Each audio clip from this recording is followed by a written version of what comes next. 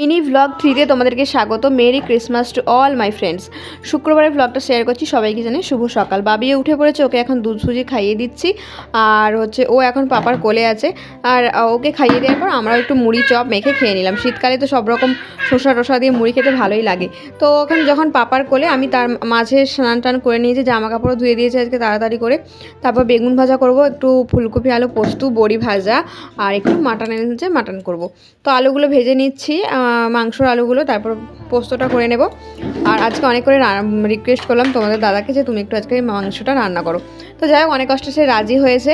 আর আমার এক glass পোস্তটাও complete হয়ে গেছে। আর সত্যি কথা বলতে বাবিকেও আমি মাটন দিই। ওর যখন 9 মাস বয়স তখন অল্প দিতাম, এখন একটুখানি দিই আর কি মোটামুটি।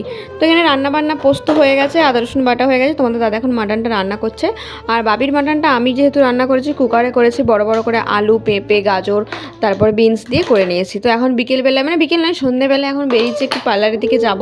ওরা পাপা মেয়ে নিচে চলে গেছে। তো নিচে যে দেখলাম ওরা নেই, ওরা একটু ঘুরতে চলে গেছিলো। তো অনুরূপা লেডিস বিউটি পার্লার, এই দিদিভাইয়ের কাজ, মানে হাতের কাজ খুবই সুন্দর। আমার তো ভালো লাগে পার্সোনালি, কার কেমন লাগে আমি জানি না।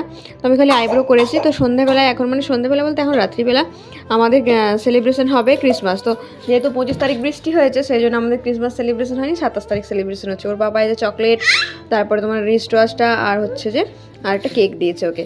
তো এই যে এখানে ডেকোরেশন করছে, ওর পাপা ডেকোরেশন করছে, ও সব এগুলো খুলে টুলে নিচ্ছে। তো ভিডিওটা কেমন লাগলো জানিও, পুরো ভিডিওটা দেখো, কেউ স্কিপ করো না।